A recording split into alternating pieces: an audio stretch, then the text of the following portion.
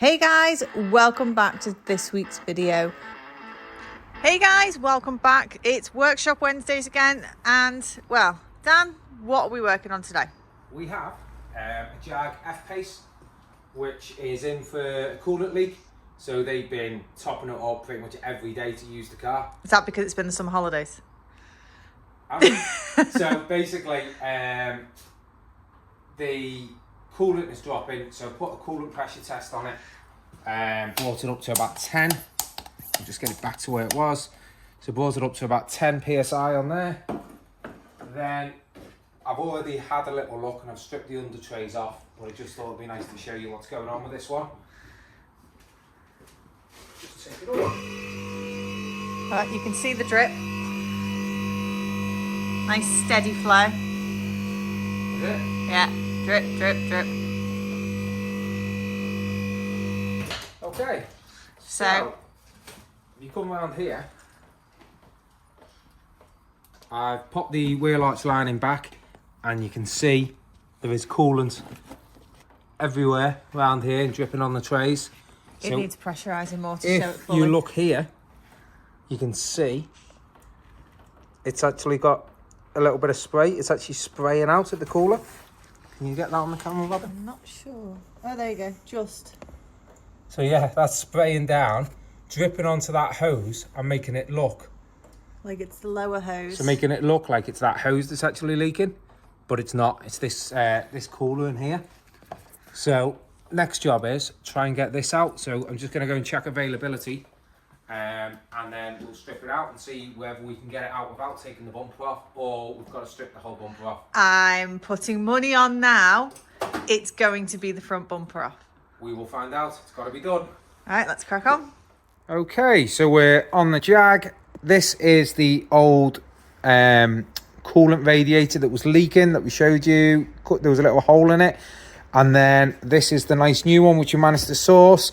A lot cheaper than a genuine one, but obviously still not that cheap. Anyway, I managed to get away without removing the front bumper and just remove the arch lining and squeeze in there to get it undone. I've clamped the hoses off to stop it leaking everywhere. And then we still lost a bit of fluid, but we'll bleed it all up in a minute, and that's probably what's going to take the time, just bleeding it, making sure it's right. And again, we will probably do another leak test and just make sure there's definitely no leaks. Okay, so if you come around here, you can see the nice new radiator is now all bolted in. We have a bolt behind this piece, so we unbolt this, a bolt behind, and then there's two bolts going up here. There's a hose down the bottom over there, which you can see, and then there's a hose tucked up behind here, which you can also just about get to. So that's it. We'll get the arch lining back on, wheel back on, get it all up to temperature, and go from there. Okay, so this is the first start, isn't it, Dan? Yeah, just need to run it up, get the heaters working and bleed the system.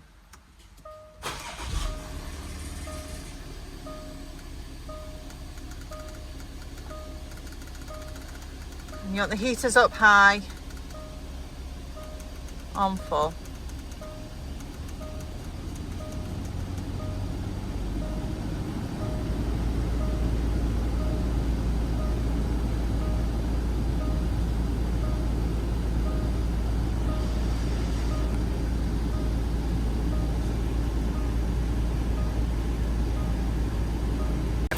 Okay, so running with the heaters on, you just want to check that there's coolant coming out of here, which I've already had it off and bled it to there without it running. Now I just want to make sure you can see it's running out, so I don't need to take that bung out anymore. So yeah, clean all that up. We've got coolant just above the max, as it will drop overnight, and that's it, all done. Excellent, the owners will be pleased. So if you like what you've seen in this video and you want to see more, make sure you check out every week on a Wednesday for the next episodes of Workshop Wednesday. See you later. We hope you've enjoyed this video. If you did, don't forget to like, subscribe and hit that bell icon so you don't miss the next episode. See you next time.